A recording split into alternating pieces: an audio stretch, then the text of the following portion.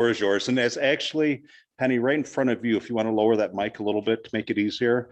And then there's a button in the middle. If you press, it'll turn a red light on. There you go. Whoa. You're good to go.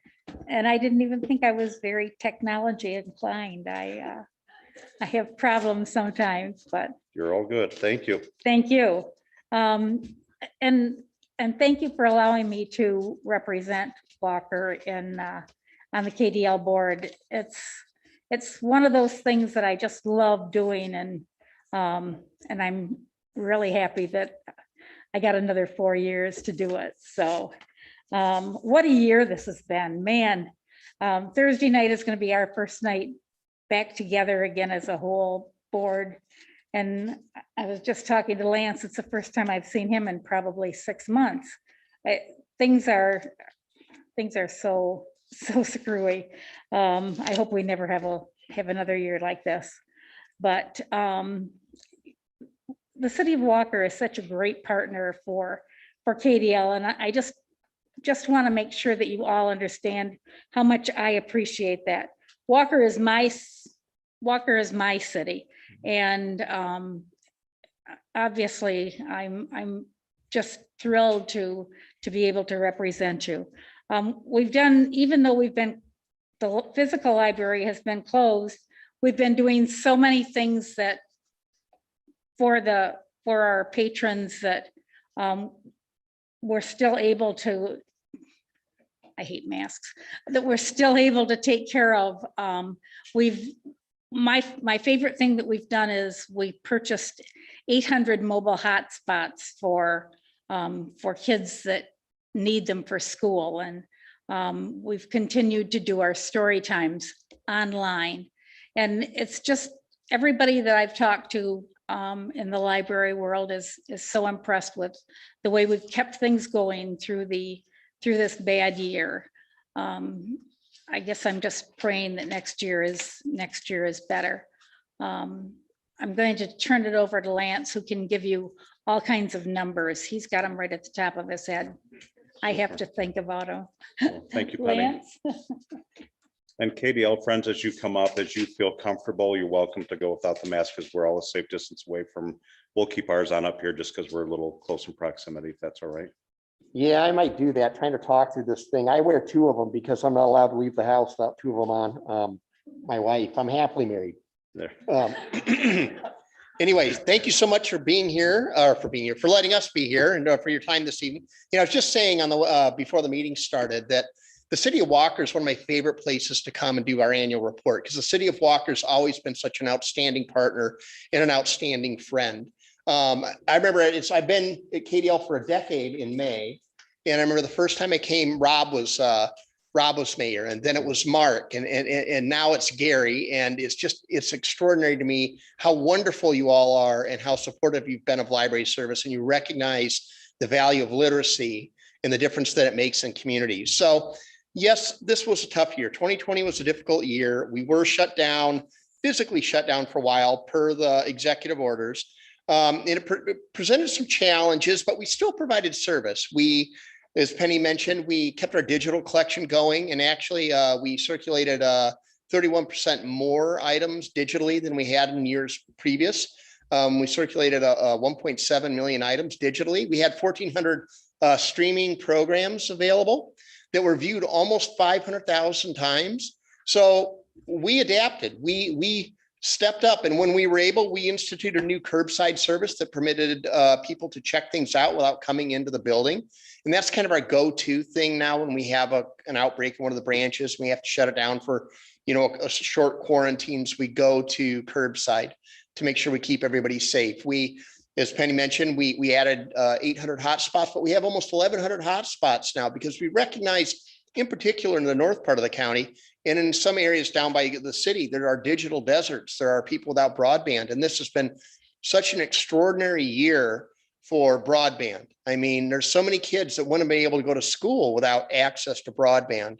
There's so many people that couldn't have applied for benefits without broadband, for jobs without broadband. So we recognized that need, and we did what we needed to do to make sure that they had broadband. In fact, we still are pretty much the primary broadband provider in the north part of the county. because we know that people need access to broadband to live, the best life that they can and to get the services they need to get to be successful. We were busy feeding kids when we could. We actually we have a partnership with Feeding America, and the bookmobile was following the bookmobile was following the Feeding America truck around at various stops, and we were handing out food and materials as well. And we have really undertaken a lot of partnerships throughout the community to make sure that people have access. And we're looking forward to operating and opening up more, as the circumstances permit. I think that 2021 is going to be a great year for us. And I have no doubt that whatever happens, we will rise to the occasion. I got to say that I couldn't be more proud of our crew. We did have some employees that get sick, but no one got super duper sick, and we didn't lose anybody. And so I'm very proud of that as well. And we did manage to get a new strategic plan done during the quarantine, which was a weird time to do it, but we did it anyway. And it's got to focus on equity, diversity, and inclusion, and engagement and service and sustainability. And we're really looking forward to seeing how it all shakes out. And we think it's going to make a profound impact on the communities that we serve. Once again, I want to thank you for your time this evening, and I'm going to turn it over to the real stars of the show and let them talk to you about your local branch. So with that, I'll call up Liz and Craig, or Craig and Liz, or whatever you guys want to do. I don't care. All right. Thank you for that wonderful introduction, Lance and Penny. That was wonderful. Craig and I would just like to wrap up by telling you some nice stories about the Walker branch. Craig's going to start off talking about specifically services that we offered during the pandemic at the Walker branch. And I'm going to follow up with some programming and outreach stories for you. So I'll pass it off to Craig. Excellent. Yeah, what a year it's been. Our challenge the past year at KDL was to find ways to continue to provide services to the community in the pandemic. And KDL quickly responded and pivoted our services. I'm really proud of how quickly we were able to implement the curbside service and get that up and running for our patrons. And we've launched several other creative, successful new services that we plan to continue past the pandemic. So we're still offering curbside service, even though the building is open for people to come in. And as Lance and Penny both mentioned, we've added lots of hotspots for people to borrow from us so that they can do work from home and access school from home. One of the newest things that we just unveiled recently too is a combination Chromebook and hotspot. So if you don't have a computer or a smartphone at home, you can borrow a Chromebook with a hotspot from us, and that you'll be able to access technology wherever you go. And when we began offering curbside service, many of our patrons couldn't enter the building. And I want to share one of the stories from one of our regular patrons. Her name is Mandy DeBow. And she wrote us an email saying, I have 2 little boys, 5 and 3. And before the pandemic, we spent a lot of time at the library. We loved attending toddler time and story time, finding books, meeting new friends, chatting with staff, and spending lazy afternoons playing in the kids area. To say we miss the library is an understatement.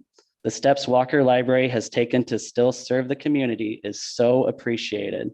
We look forward to picking up our holds each week and are thankful how quick of a process it is. We also love picking up the craft bags.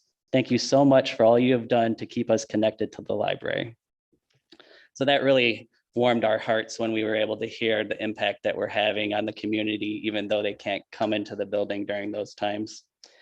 And now that the building has reopened to the public, we are seeing the visitor count slowly increase. We are averaging about 250 visitors a day.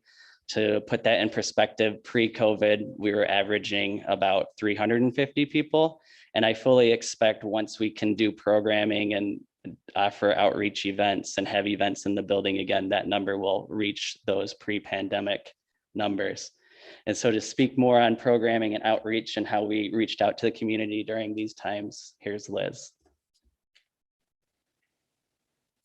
So as Penny mentioned, we really quickly shifted all of our programming online. So we were able to very quickly provide story time for kids that couldn't come into the library.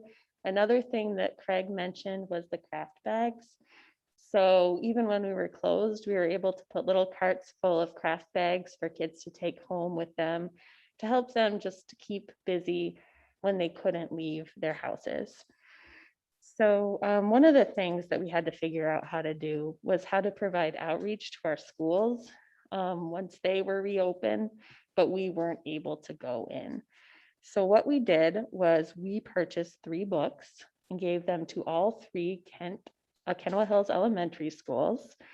And these were books that we picked very carefully to highlight Kenowa Hills' efforts towards diversity and inclusion. And our librarians actually filmed themselves doing a story time with the books and also a book talk. And then they presented those, the teachers presented those to all of the classes and told them to stop by the library. And when they came to the library, we had these awesome buttons with reading positive messages on them that we were able to give out to the kids and send them home with books. And it was a very rewarding experience and a way to continue to provide outreach to our schools, even when we can't go there. Another thing that we were really happy to continue to do was our reading programs. Kids can still do these from home, even when they can't come in. So 1,000 books before kindergarten, Mission Read, all those kinds of awesome programs like Summer Wonder, we continued to offer those so kids and their parents could keep on track. We didn't want kids to slide further behind just because they couldn't be in school face to face. So one story I'd like to tell you about is one young patron, and her name is McKenna. And we were so proud of her. She finished her 1,000 books before kindergarten. And she was so happy and so grateful that she brought in a basket full of cookies and bookmarks she had made herself. And she also wrote us a book, and it was all about the librarians at the library. It was just one of those moments where I kind of like melted onto the floor. It was so cute. And we were so proud of her that we shared that with our marketing department, who posted that on the KDL website. And her mother and McKenna were just so happy to see themselves featured on kind of a countywide level. And all of the Walker librarians were really proud of McKenna. So as things get closer to normal, we're starting to hopefully get back to some type of in-person programming.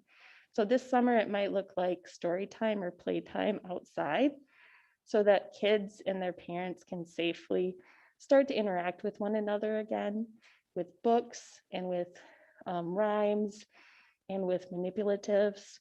So we'll start small, but all that to say, we're looking forward to the day when we can partner with you guys again for all of those awesome events that we do. We love doing those and we can't wait until we can do them again. And we wanted to close by thanking you for all the ways that you have supported us in continuing to provide services. And they're like ways big and small. Like in order to provide curbside services, we needed to have posts installed to have the people park at. Julie Z was amazing in getting that done for us. Just all of those little things so that we could continue to serve our patrons.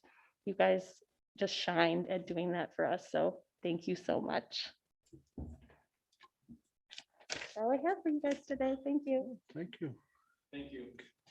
Commissioners, comments, questions?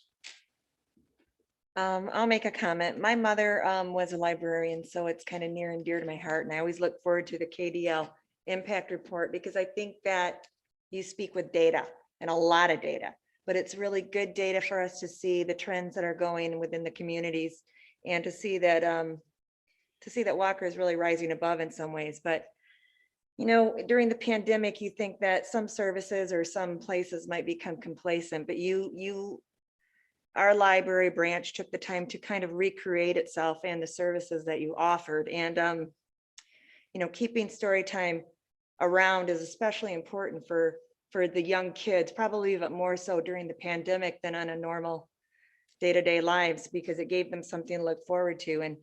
And I'm just, one commissioner here, and I'm sure that others will mimic me, that we are very proud to have you represent us in this district. So thank you for a job well done. Yeah, I just want to say thank you. My wife and daughters come over there all the time and they absolutely love it. So thank you very much and continue to do exactly what you're doing and mirroring Commissioner DeShane as well. It's unbelievable that the work that you do over there. So thank you a lot.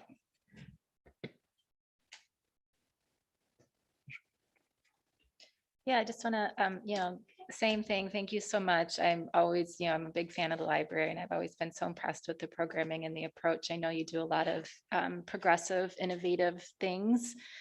And that has shown here during the pandemic that you were so quick to pivot. And I think to continue providing such a rich community service, not just for the kiddos, but for all of us, to know that the library, this institution is still there for us. And it's still a place where you can go and connect. And even if you can't be inside, just knowing, that I can put a hold on my book and there's somebody there who's going to make sure I get it and things like that. I mean, it's those little things that help us connect with, real life or pre-COVID life, however you want to call it, right? Normal life.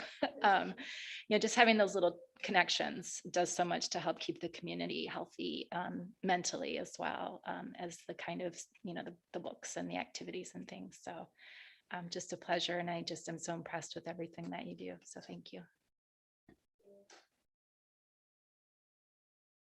I think my last couple of comments, a little bit on a personal note,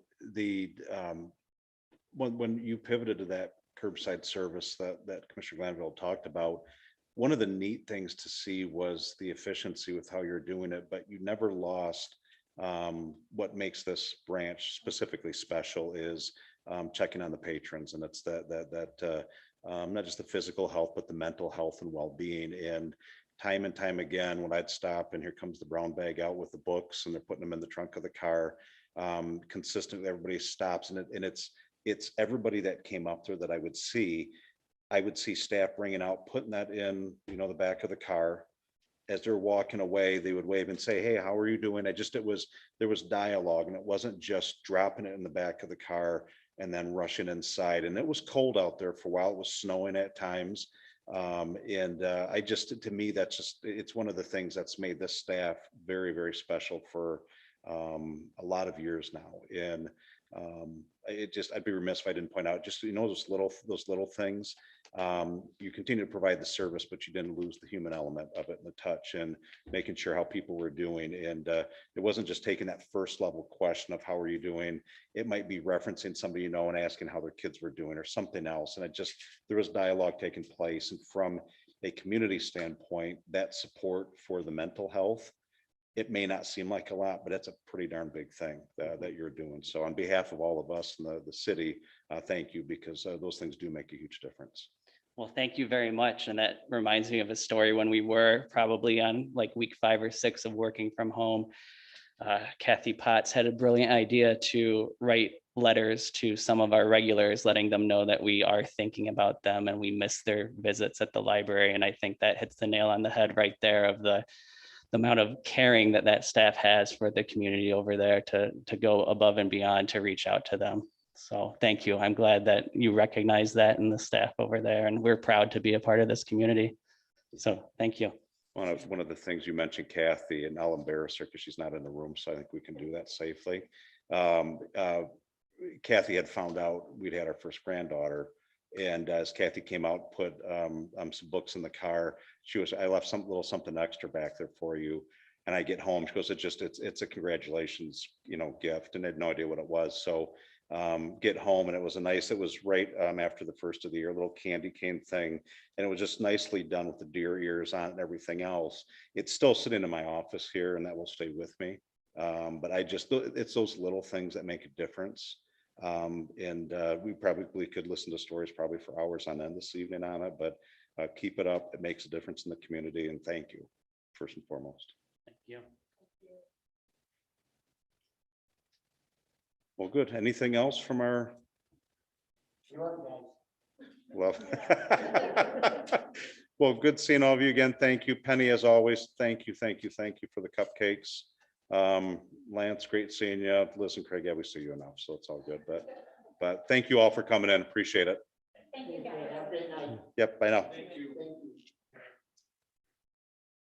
All right, discussion on consent agenda items. We have 3 things tonight. Any questions on the bills, the expenditures for the meeting? Seeing none, I'll go to number 2. Any questions on the license agreement? And I think Frank, I know, was out there. My understanding was we had some moving parts with this. Number of things. First was we had some delays. ITC has been doing work out on that trail out there. I think that has delayed getting this up and going. So they were not in the way. And the reason that temporary tower is there is because they're building a new tower, but ITC was doing their work first. I just might be some material piece in there, Frank, as well, some construction delays on that end of it. So any background you could share would be helpful. I think you hit the nail on the head, Mayor, that this project is concurrent with the ITC work, and the folks from T-Mobile are hoping that, obviously they want to get back onto their tower. But in the interim, they still need to provide gap coverage essentially. And that's what the temporary tower is doing and has been doing for several months. So what they've supplied you folks with is a request to amend the use of the project site, which is behind Fire Station 2 in Allendale, to keep that temporary cell tower in use. I believe it's until November 17th of this year. I did talk to the T-Mobile folks and said, are you hoping to get on your new permanent facility sooner? And they said, yes, this is kind of the worst case scenario. So we'll see how that turns out. But other than that, I know Commissioner Groders caught one of the a typo on Exhibit A. It should actually be Exhibit A-1. So we will definitely get that taken care of. Other than that, it's a fairly simple extension of the use of the site for this temporary cell tower. And there is no, with that expiration date of November 17th, there was no evergreen clause in there for the auto renewal. So it'll either be done on the 17th or sooner potentially. Correct. Okay. Commissioners, any questions, comments on this? Okay. Next on the list is the City Central North Restroom roof bid approval. Pretty self-explanatory from the dollar amounts on the bids, but I don't want to be risk not explaining. I'm not sure if Frank or Daryl, if there's, Daryl's got that one then. Yeah, we've been experiencing some leaks at the restroom building concession stand back in City Central Park here by the soccer field. So it's been leaking for well over a year. We've been kind of repairing it on the go, but it's due for a new roof. We have it in this year's budget. So DPW went out for bids, and you see the results here in the memo of recommending that we award the bid to Versatile Roofing Systems. This is a new metal roof to replace the entire roof on that restroom building. All right, commissioners, comments, questions on this? Yeah, I just have a quick question or something to, I just see that it says, we're going with this bid because it's the lowest. And that there's certified Firestone roof installer. Are the other two not certified Firestone roof installers? No, they are all, because we had a pre-bid meeting and they're required to be to bid on the project. So they all are, yeah. Okay, and have we worked with Versatile before? We haven't, I don't think we use Versatile for any big projects. Last time we used Paramount for the library building. They did the new metal roof there, but they came in a little bit higher. So they've been vetted and meet all the requirements.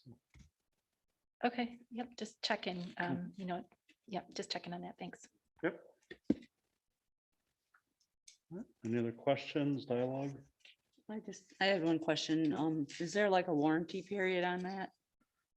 Yeah, I'll have to double check on that. I think in the library, we either got a 5 or 10 year warranty, and I'm sure it's the same that we have on this. I don't have the bid documents with me, but typically we do a 5 or 10 year warranty. I can verify that much more though. All right, anything else, commissioners, on the consent agenda items? Going once, going twice. All right, we'll have on the ordinances how we're going to go through this because we have 6 of them to read through. I'm looking at 656 right now.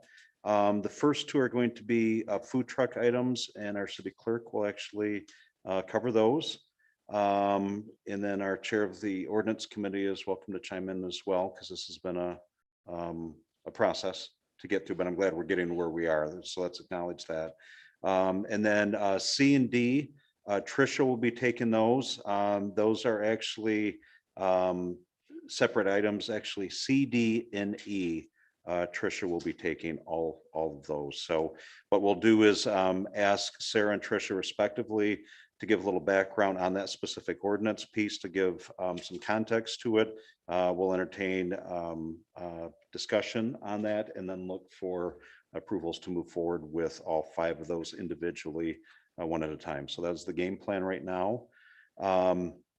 Let's do this. We're still 6:56, so we're good on time. Sarah, for A and B, would you like to give some context and background on those?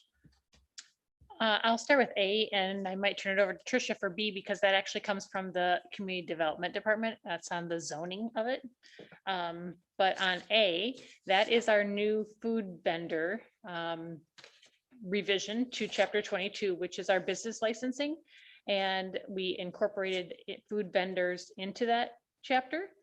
So that's has been a long time coming, probably over a year. We've been working on the mobile food vendor license. So this part will be done through the city clerk's office. They will come to our office to obtain their license. First, they will be required to go to the fire department and get a sign off there, which we've created, showing that they've got their health department permit and their fire requirements. And then they'll bring that to us for their business license. And then B, which goes into community development, will be where they then have to have a sign off from community development from the property owner. And so that's where that zoning falls into place. That's pretty much sums it up. Any questions? I can answer the questions. Comments, questions? And yes, I had a note. You're just chapter 22 there, so you were right. Just A. Yes, Commissioner Glanville. Yeah, it was just looking through some of the details on this, and I know how much time and effort has been spent on this ordinance. But I was a little concerned with item E. Let me see, where is it? Section 22-222. Um, Do you know what page you're on? 98.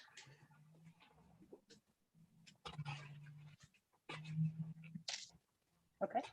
So it mentions odors associated with mobile food vendors shall be limited so as not to unreasonably disturb the use of adjacent properties. That just seems a little bit vague to me. I don't know if that's a standard like across communities or what. Like, I just felt like, how's that going to be in front? How do we measure that? How's that enforced? I mean, it's just like I said, it just seemed a little bit vague. So I was looking for some clarification. I can't really answer that. We did compile it with Jeff Sluggett and with other comparisons from other communities. So basically looking over 10 to 12 different ones and compiling it. But how would we enforce it? I don't have that answer. Yeah, I would just add that, like Sarah said, the language has been reviewed by Jeff Sluggett, so from a legal perspective, it clears. And I think, as with a lot of things that we do at the city, we err towards the side of giving our departments a little bit of ability to use good judgment in the enforcement versus over restricting it and then leaving situations where there are technical loopholes that they don't know how to handle. I know what you're getting at, and I get it. I do. But I think that typically when you're in the legal writing process, unreasonably is kind of where the stick would be on determining whether or not, because there's a certain expectation of odors from a food truck operating on a property. But at what point does it become overly burdensome is where the legal ramifications would set in. Right. Okay, thanks. Yeah, and I didn't mean that we should make it more, I don't know, like they said, it just seemed a little bit vague, so. Okay. So yeah, other than that, I think, like I said, I know you guys have spent a ton of time on this. We've looked at this. I feel like we've looked at this before, so. So, so thanks for that. And thanks for all the detail. That's all I got. All right, if it's all right with the group, we'll hold those thoughts. We'll go ahead and call our regular city commission meeting to order. I'd like to ask Commissioner Chase to deliver the invocation, please. Shall we pray? Dear Heavenly Father, thank you for allowing us all to gather here tonight. I ask you continue to watch over those continuing to work on the front lines of COVID. Help us to work together tonight as a team, unifying ourselves for a greater outcome for the city. I pray that we may feel your presence during this meeting. In your name, amen. Amen. I'd like to ask everybody to stand and join Commissioner Chase and leading us in Pledge of Allegiance. Allegiance to the flag of the United States of America and to the republic for which it stands, one nation, under God, indivisible, with liberty and justice for all. Thank you. If I could please ask our clerk to call the roll. Mayor Carey, Present. Commissioner Gilbert, Commissioner Rapp, Present. Commissioner DeShane, Present. Commissioner Glanville, present, Commissioner Groders, Present. and Commissioner Chase. Present. Thanks. Can I get a woo-hoo here? We're all here. I We know. good? All right. Okay, moving on. First on the agenda is the approval of the minutes from the March 22nd, 2021 City Commission meeting. Are there any questions on this? Otherwise, I'll entertain a motion for approval and support. I'll make a motion. Thank you. I'll second it. Chase and Commissioner Rapp. Any other discussion? All those in favor, please say aye. Aye. Those opposed? All right, minutes are approved. Thank you. Jason, do we have anybody out in the public waiting room?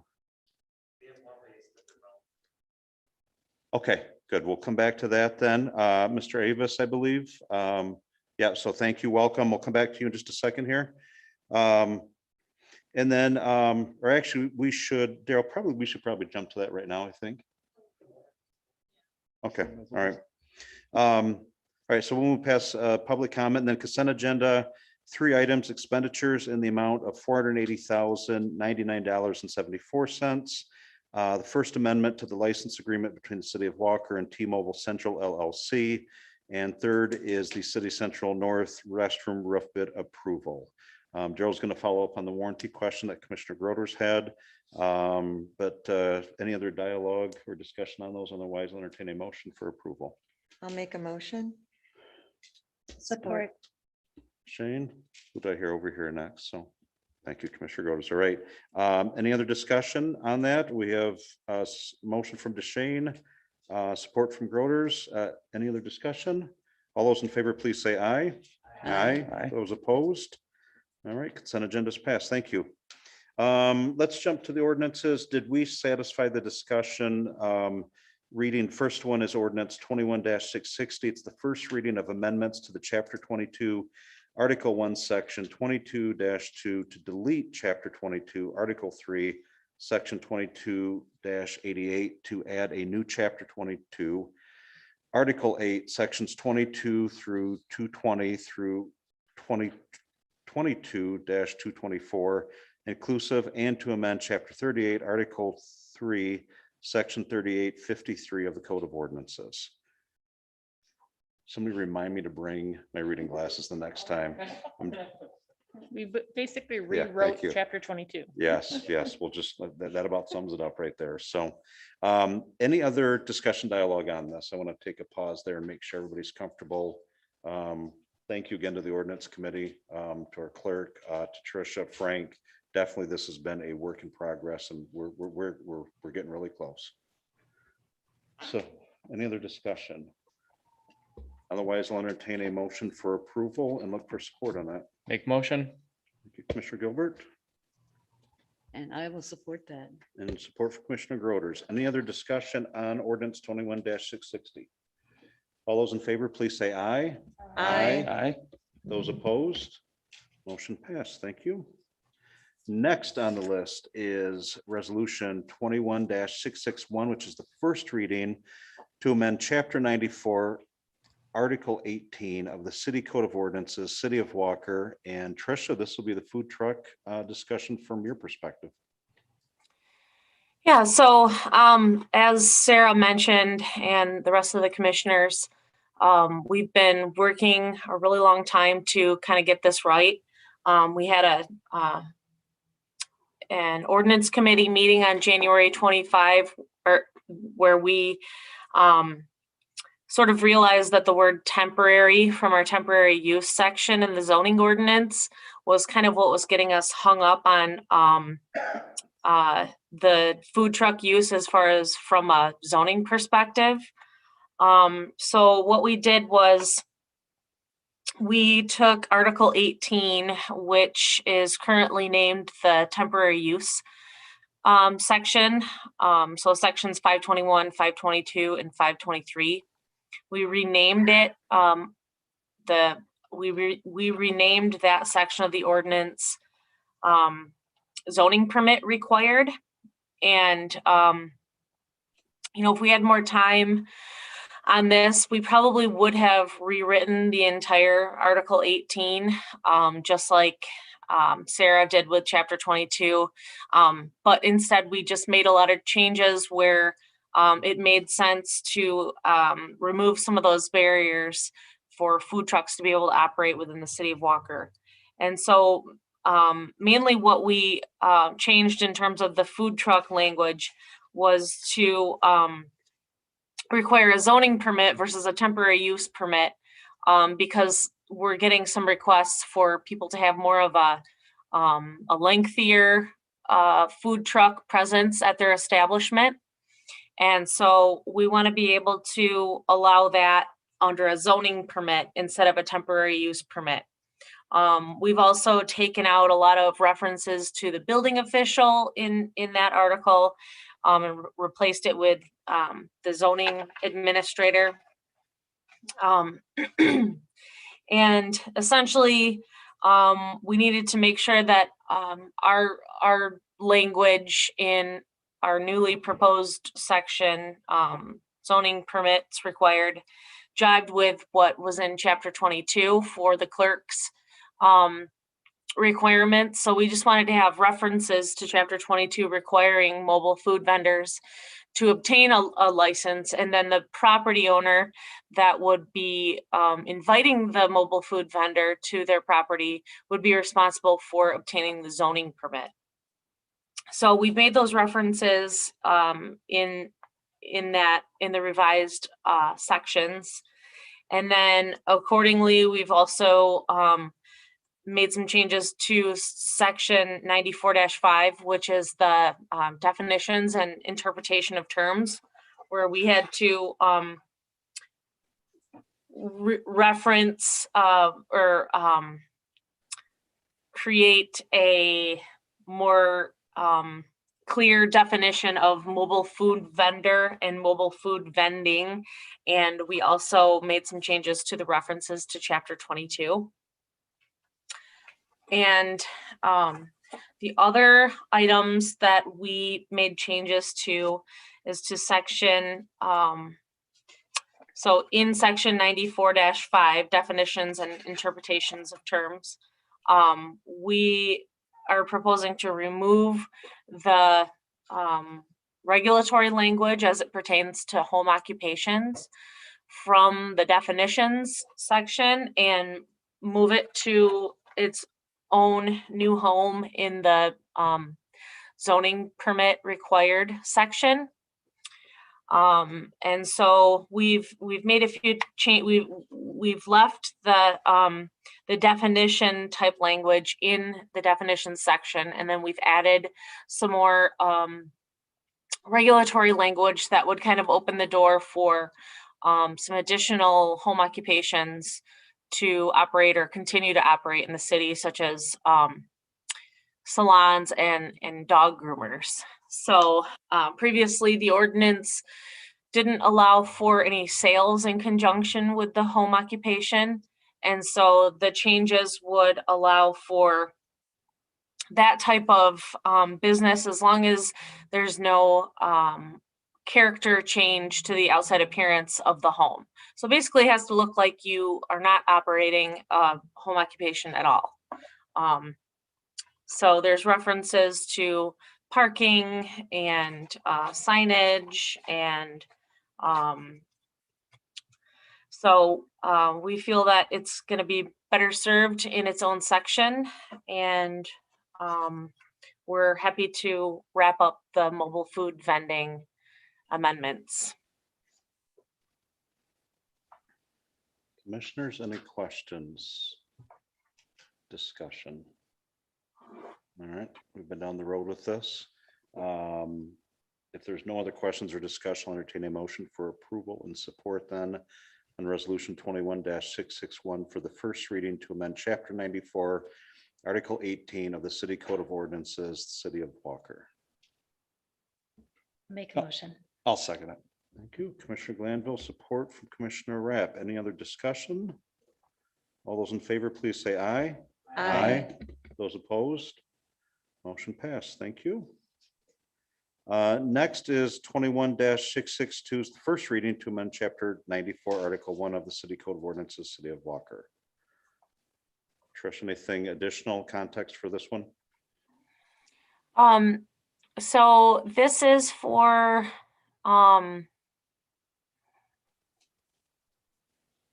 the rezone for 1474 Mile. No, this is our to amend chapter 94, article 1. This is the definition. I'm sorry. Yeah. Okay. So, Details. yep. So I pretty much just went through all of the definitions and the changes that we were proposing just to make it jive with references to chapter 22. Okay, any other? Sorry, I did that all in one Yes, well, yeah, you covered it a lot. one group. All good. Any other questions, discussions? Otherwise, I'll entertain a motion for approval. I'll make a motion. I'll Commissioner support. Chase, Commissioner DeShane. Any other discussion? Going once, going twice. All those in favor, please say aye. Aye. Those opposed?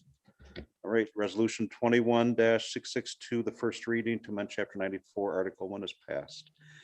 Next on the list is resolution ordinance 21-515, first reading to amend the zoning ordinance and map to rezone the property at 1474 Mile Road northwest of section 5 in the city of Walker. And Trish, as you tee this up for you, it's basically rezoning the proposed property for the English Hills development from zone it from AA to RPUD 2, I believe. Should say a portion of the. A portion of, thank you. And we do have Mark Avis, I see you there. Thank you for joining us this evening. If you'd like to share a few brief comments, and then I'll jump, Trish, I'll transition to you from there then. Thank you. Just really want to say, there's a summary of the project that is in there. We have a lot of projects that we're working on right now in different cities. But in general, this is the most exciting project we have. And I just really want to compliment Frank, Tricia, Scott, the team. We've been working on this a long time, and I really have never worked with a staff that's better. So you should be very happy and pleased with their professionalism and their input. So that's really all I want to say. All right, thank you, Mr. Davis, appreciate it. Commissioners, questions, comments, dialogue? Commissioner Rapp, your hand up. Yeah, I got an email from Mr. Heisma. Are you familiar with Mr. Heisma there, Mr. Avis, correct? Yep. Okay. Tricia, are you familiar with Doug or any of them? I know I talked to Scott and I think Frank a little bit last week on it. I'm a little opposed to it currently. Evidently, there's some question with some property lines, and from when according to Mr. Heisma, I know it's really between the family there and the county and the developer, from my understanding. The city's not going to get involved in it at all, from what he said, according to the from Mr. Heisma, from the city engineering standpoint of view. And I don't know if that's been communicated between Tricia and Frank or not. So I guess I'd like to see, evidently, according to his email, you're willing to make sure that happens, but there's nothing on paper yet. In our presentation it is submitted on paper. It's an exhibit that was submitted as part of our presentation to the Plan Commission. I've already talked to Doug, and I have email corresponding with him, agreeing that we're gonna give the 50, there's an exhibit on one of the sheets that shows the 50 feet we're talking about. We've agreed that in our final plat, we will be giving that over to the family or neighbors. So it's very well documented. I've gone through emails, I've talked to Doug. The legal title of English Hill shows that they are the owners of that 50 feet. But as developers and our willingness to compromise with all the neighbors, you know, I've already agreed that we're doing this. So it's on record. I have emails and I have a submittal. Do we have that available? There's nothing else I can do besides when we file the final plat, but it's purely on record. Yeah, no, there are a copy, obviously. And Trish, I don't know, or even Steve on the Plan Commission packets. Yeah, it'll be in those minutes if they're not already out there. I guess, was that not conveyed to him that it was there? Because I don't. He's just dotting his T's, but I have correspondence with him. I have emails with him. It's literally one of the exhibits in the Plan Commission presentation, which is on record. You know, there's nothing else I can do, and I'm doing a gigantic favor by doing this, and I said I would do it. So, and again, it's an example of how we compromised and what outreach to all the neighbors surrounding, and we really have no one opposed to this development at all, which we're pretty proud of. If it would be helpful if I shared my screen to show the piece of property that we're talking about. Okay. And legally, we don't need to do this, but I said I would do this. So we're looking at this little piece right here that's in dispute. Correct, Mark? Correct. The legal title of England Hills shows that they have ownership of that. And, you know, Doug and his family has, you know, title that shows one of their homes owns part of it. So the easiest way to do it is just clear title. And I've already told Doug I would do that.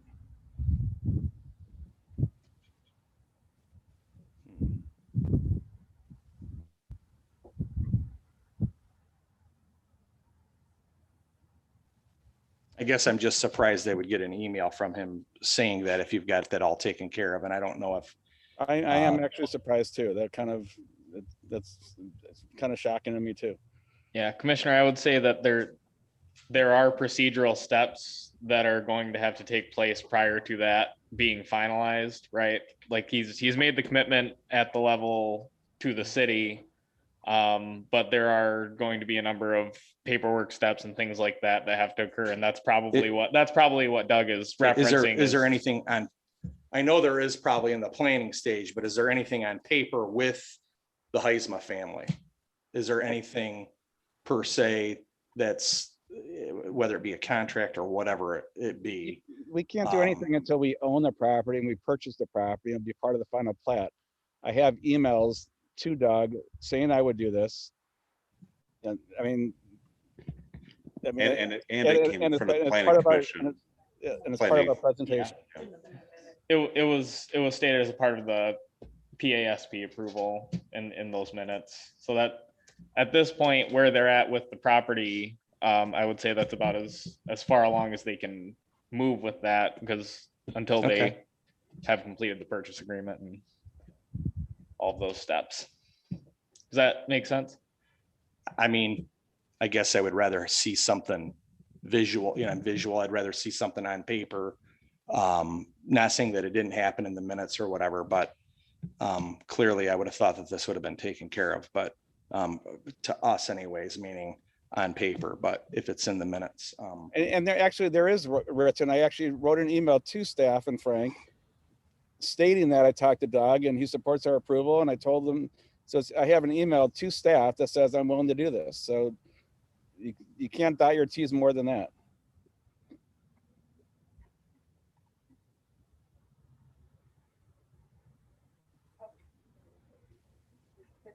Okay, page 20, 15. Mark, can I approach? I knew I saw it. Where did it say? Maybe it's display and expansion.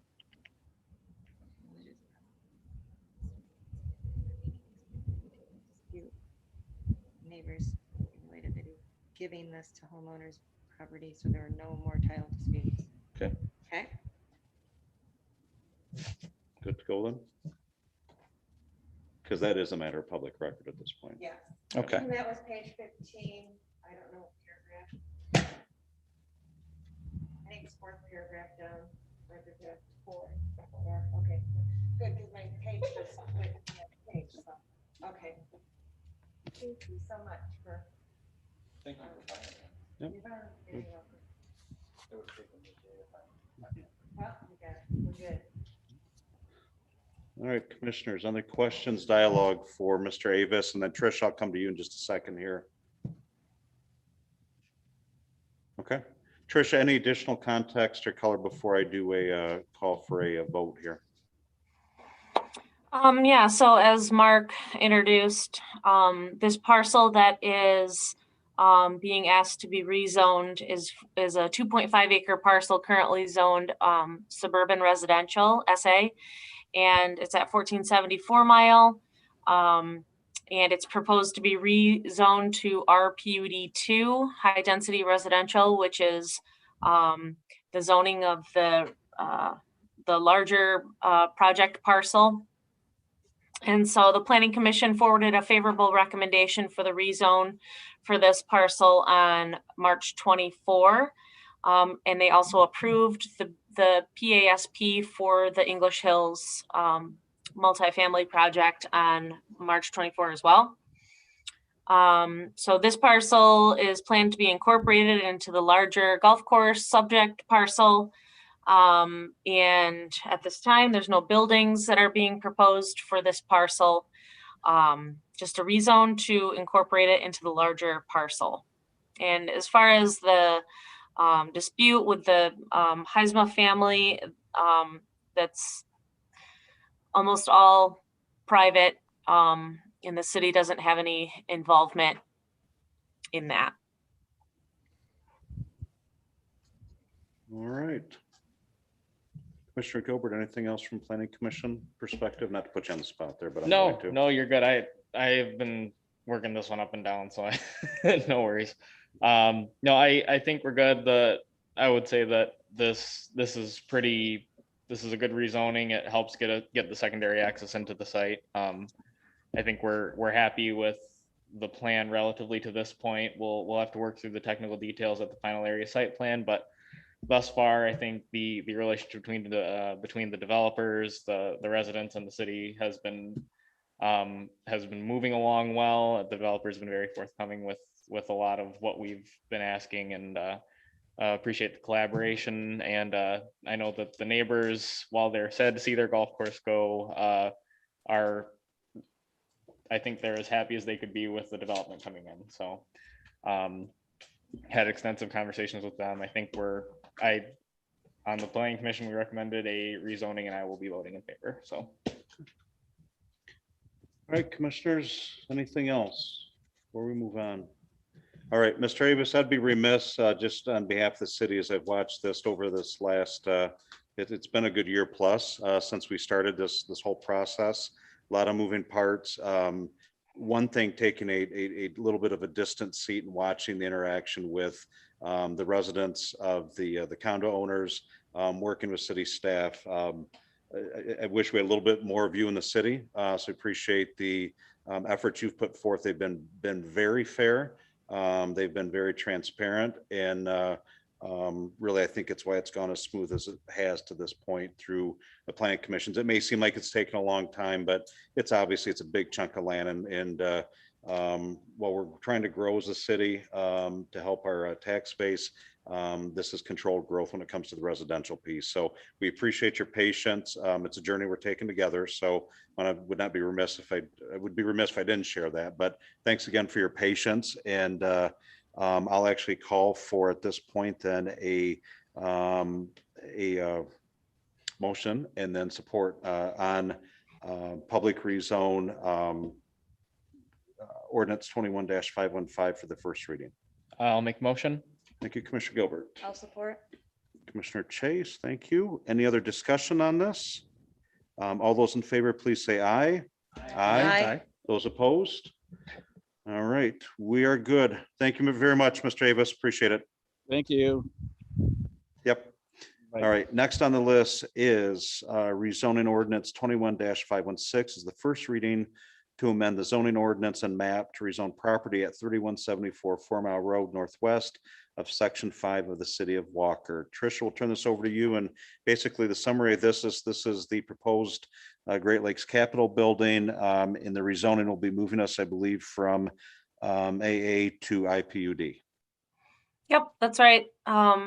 It's a 16.15 acre parcel.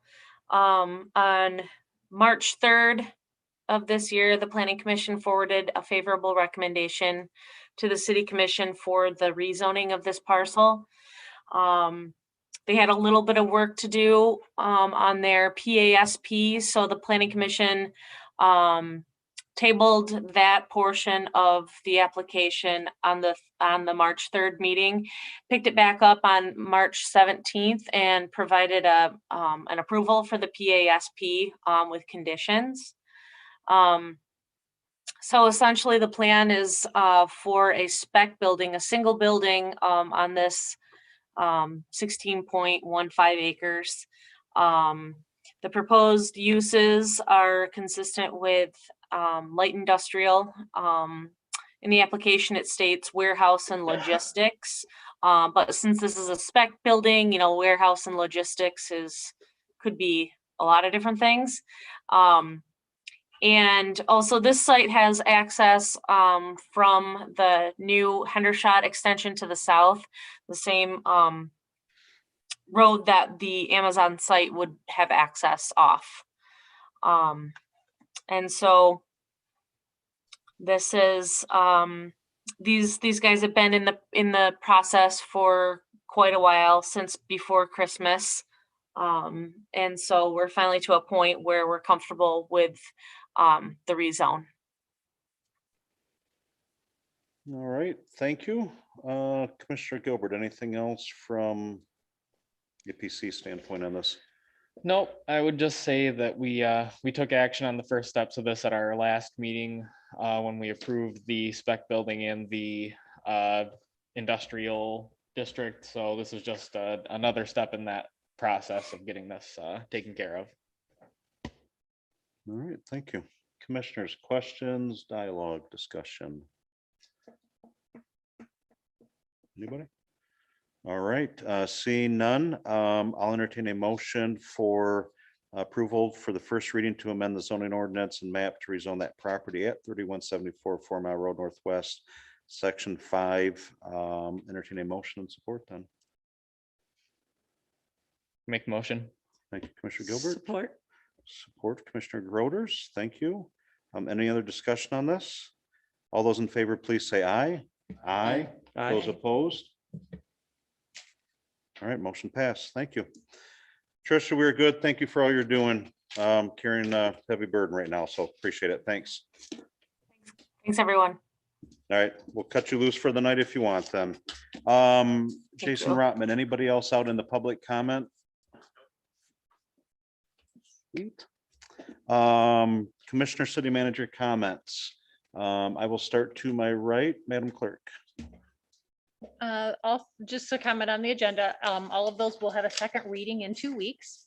And also we'll be bringing forward a resolution that will revise the fees through the Chapter 22 because we don't have currently a mobile food vendor fee on our resolution. So we'll be adding a $25 yearly fee because we don't want to discourage or discriminate. You know, we're wanting to bring the business to Walker and not make it a very costly thing. And then they'll still have to get their zoning permit through the community development. So trying to make it as easy on the businesses as possible. Love it. That's it. Cool. Thank you. Commissioner Gilbert. All right, for me, obviously the English Hills project is moving along. We took action today and we'll be expecting the final area site plan, I think, relatively soon. So that's exciting. We have a special planning commission meeting to review the Waterford Village project coming up this Wednesday. I imagine that is a project of interest for many of your constituents, so I expect that there will be plenty to hear for all of you if you're willing to invest the time. I do expect that to be a longer meeting. Will that be hybrid too? I believe so. I know that we'll be having it at Fire Station 2, correct? And there is a limited capacity on that building. So there will be a virtual component to ensure that everyone has some level of access to it. But we're using that building because it has a lot higher capacity than this room does. So that hopefully will help, and it'll be closer to the residents who are most impacted by the project. So lots of upside there. Other stuff I will share at the state level, we are working on the issue of housing affordability and supply. There will be some very interesting legislation coming out in the very near future, so be on the lookout for that. I think some of that may have an impact on us and may create some opportunities to really I think the concept is to give local governments tools to incentivize some affordable housing. And I know that's an issue in our area and very near and dear to many of us. So especially in this current climate, it may be something that we may have the opportunity to look at, assuming things go well in Lansing. Last thing I wanted to mention with the Rapid, our CEO is getting up to speed. Things are going really well. I think Deb, our new CEO, is very sensitive to the concerns that we have in Walker. She's still just outside that first 30 days, so things are coming at her fast, but I think that she's learning quickly, and I just wanted to, I guess, as I was thinking about that, mention all of you that just a reminder that Gary and I are both, the mayor and I are both resources to all of you as members of the Rapid Board, and if there is things that you guys want brought forward or different items for discussion, definitely feel free to reach out, and I'm happy to sit down with anyone to, I guess, talk about some of those things, because we're still trying to develop the shape moving forward of what service is going to look like. You know, we approved a COA, but things are changing very quickly in the transit space. So I think we're all ears all the time on that. And that was my last thing. Thank you. Commissioner Glanville? Yeah, first thing I wanted to mention, I got a call from a resident late last week. I don't know, time has no meaning these days.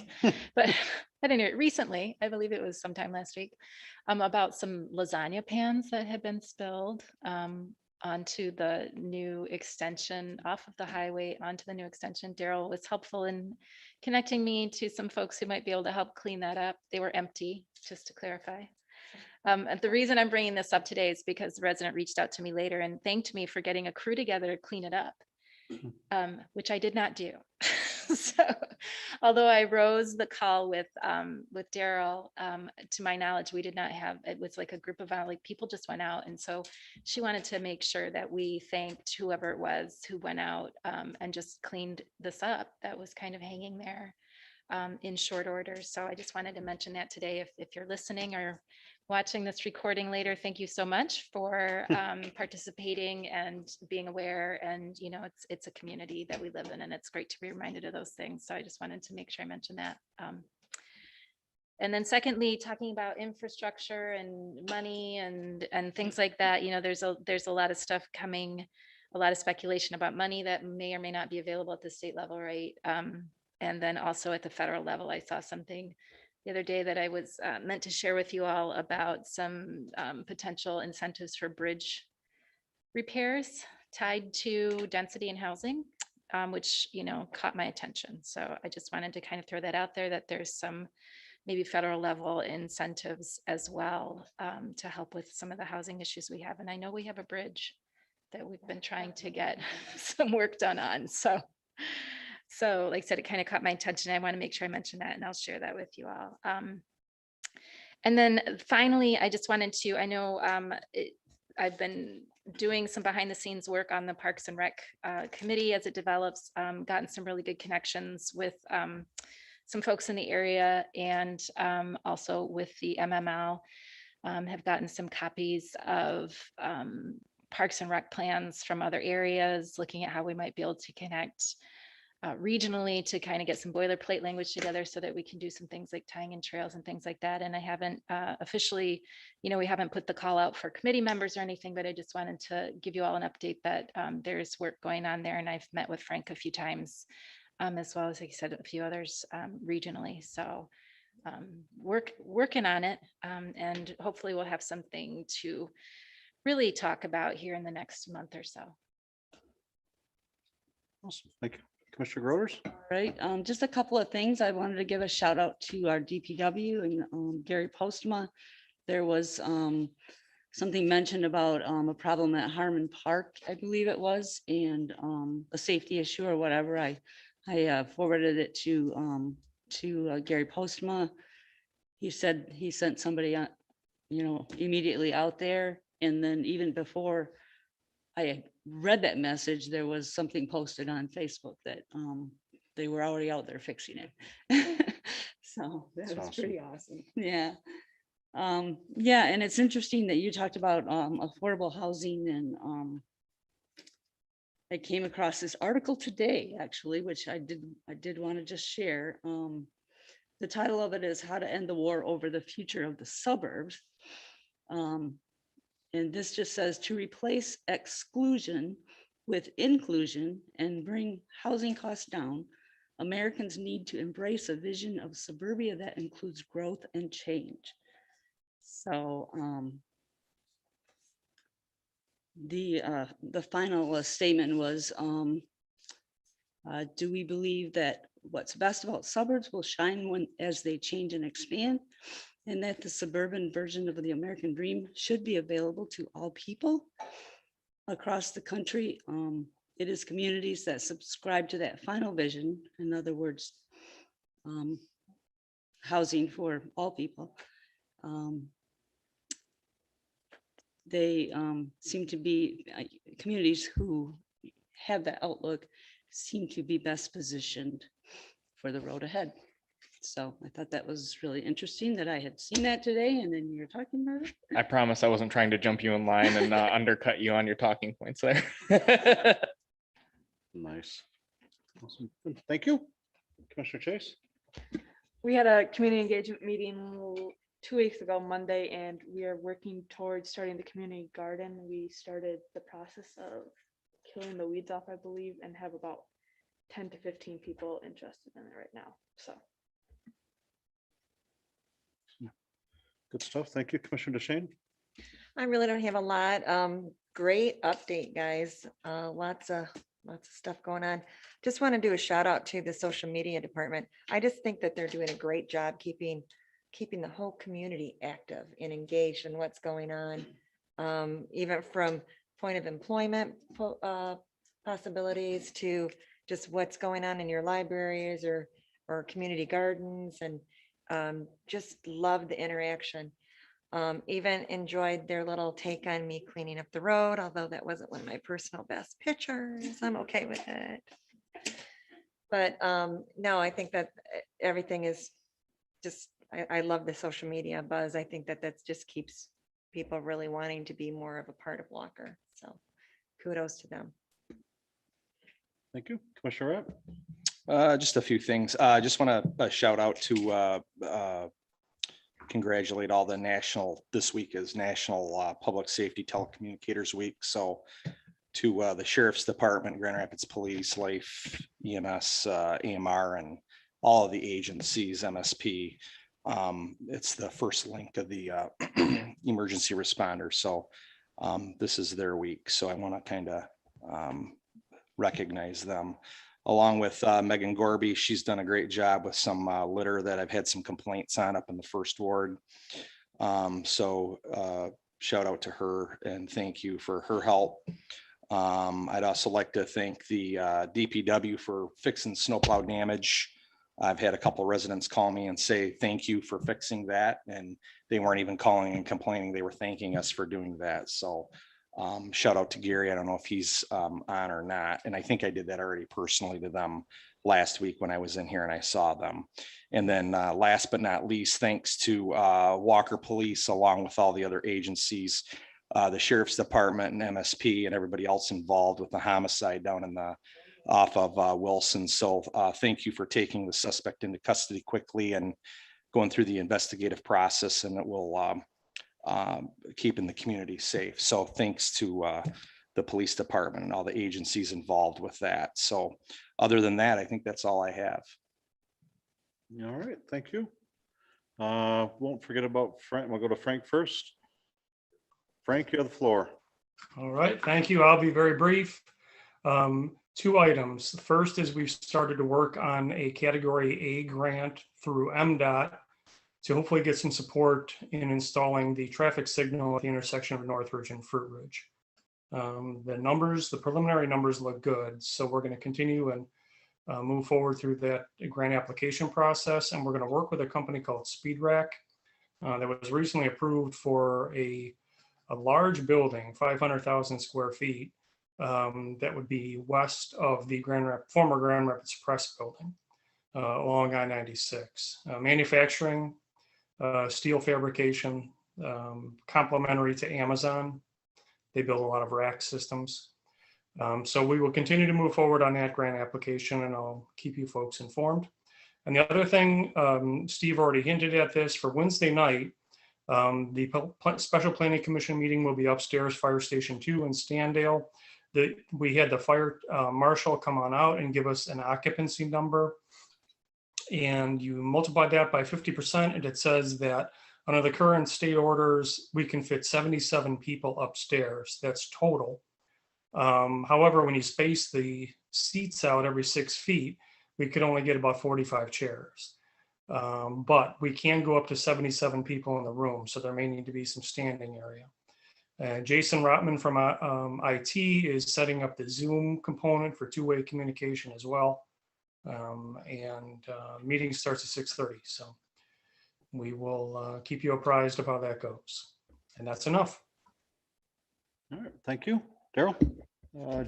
Just to piggyback a little bit on Frank's first comment with SpeedRack, you'll be seeing them at their next meeting on the 26th. They'll be asking for a 198, the establishment of a district at least for the first step there. So they will be seeking a tax abatement for their personal property. So that will be upcoming. Secondly, I heard back from Gary Postma after Melanie asked her question. We have a 20-year warranty on that roof for the park, Melanie, for everybody. So better than I anticipated. So that's good. And thanks to Gary for that response. Well, he's not on, but he texted me back. Federal funding from the stimulus package, we're still waiting on guidance on that. We were on a call last week and they said 3 to 4 weeks. So we're down to 2 to 3 weeks and we'll have some guidance on how we can spend that money on what type of restrictions we'll have on that. And our allotment is still the same at $2,455,526, and that'll come in 2 installments. So once we get some guidance on how we can spend that, we'll obviously let the commission and finance committee know and make some recommendations on what we can do with that. Hopefully revenue replacement is still in the mix. And then lastly, the notices for the gypsy moth spraying will be going out probably either tomorrow or Wednesday. They'll anticipate spraying probably in mid-May. Things are blossoming, as you can tell outside, a little sooner than anticipated. So, but more to follow on that. All the information linked to that, all the maps where we're spraying, not only in Walker, but in the whole region, can be found linked to our website. So we have a gypsy moth tab on the website. So anything you want to know about the spray, the gypsy moths, or what areas we're spraying, and kind of the areas and the description of the specific areas of what kind of damage we've seen in those areas over the last year can be found there. So Nicole put all the updated information online today. So if you anything you want to know about gypsy moth, or if you get calls from any of your constituents, refer them to our website. So that's all I have. All right, I think that's almost everybody. A rapid fire, a few things. Recently, we hosted Deb Prado, the new CEO for the Rapid, out here at City Hall. I also took her on a tour of the city and took her to show her the growth areas we had and the related needs we have from that, particularly up in the industrial corridor. We went through Standale. So she got a very eye-opening view of the city and the needs we have. So I'm expecting, to Commissioner Gilbert's point, some support here coming, maybe some creativity around that. Pickleball courts are open at Community Park, have been open for a while now. That is where they're going to have to be for right now. There's other options being explored. I think from a Parks and Rec Committee, eventually, when we get that to that point, there may be some additional opportunities that are identified. Right now, it's just, at least we have something going on, and we don't have neighbors that we've created a noise nuisance with. So that's up and running, and 0 complaints, and I just jinxed it. So last couple of things, police chief process, April 15th, the position closes. We do have some applicants. The visibility on that is closed up pretty tight right now, so I can't, I don't know details, so I can't share them with you. April 26th is when the personnel committee will meet to review the applicants and make the determination of who's moving forward. And then early May is when we plan to start doing the interviews. So that's the summary of that. Secondly, if you've not had a conversation with one of our police or fire, the new 800 megahertz radios are just amazing. The clarity of the voices and what you can hear on those, it is a night and day difference. It is truly an analog to a digital sound. The clarity is incredible. And then really from a signal coverage standpoint too, once we got that last tower put in down by John Ball Zoo, put a new tower in to fill in the gaps down in the south end of the city, we're in a pretty solid spot. So, no more broken up calls or not being able to hear somebody. So that's really neat. And then last but not least, I will be gone the rest of the week out of state until the end of next week. We'll peek at emails periodically. And the last thing is a big thank you, Jason Rotman. You're hiding over there. This has been a very, very long haul since this all started, and it's nice to have everybody back together, but there's a lot of moving parts with doing the hybrid things, and just want to say thank you and a huge shout out to him. So with that being said, we'll entertain a motion for adjournment and support. I'll Anybody? support. Commissioner Rapp, thank you. Support. I'll support. Commissioner Glanville, thank you. Good hands. All those in favor, please say aye. Aye. Those opposed, we are adjourned. Thank you.